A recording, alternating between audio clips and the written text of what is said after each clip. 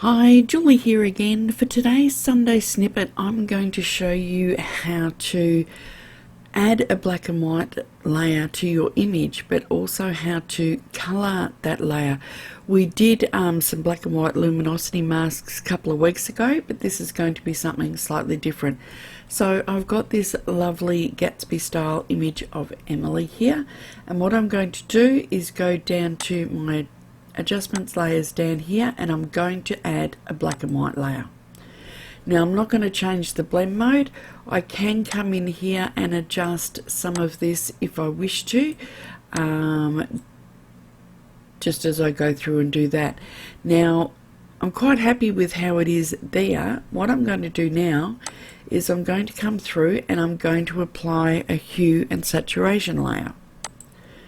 Now I can change the colour here and it's not going to make any difference because it's black and white, right?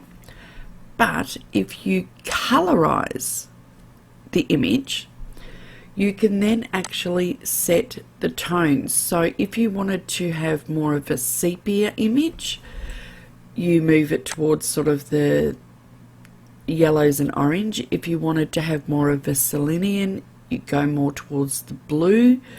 Then you've got your copper ranges. So any of those old school type effects you can have by adjusting the hue saturation. Now I'm just going to do, I quite like the blues in here. Now it's too strong, I get that, but all we need to do is come down here and drop the opacity down until we've got just a touch. So now we've got what looks a bit more like a selenium type image.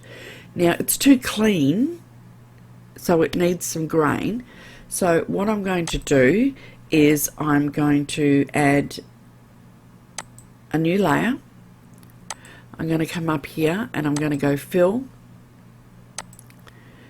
and fill with 50% grey and change the mode to overlay. Then going to filter, noise. I'm going to add some noise. And I want a fair bit because this is a real old style.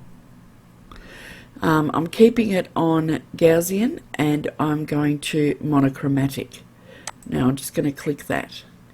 Now it's still too strong, so what I'm going to do, come to filter, blur, and I'm just going to give it a touch of a blur because it's a bit too perfect.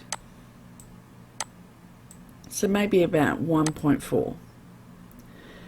Now I'm going to change that to overlay, and that's got quite a bit of grain, and of course you can make that as strong as you like. So that's adding a little bit of grain into it, and it is making it a little bit look more like old film. If you wanted to go further, you could put a vignette on it. So I'm just going to put an elliptical an elliptical mask on it. So I've got my feather at 250 pixels.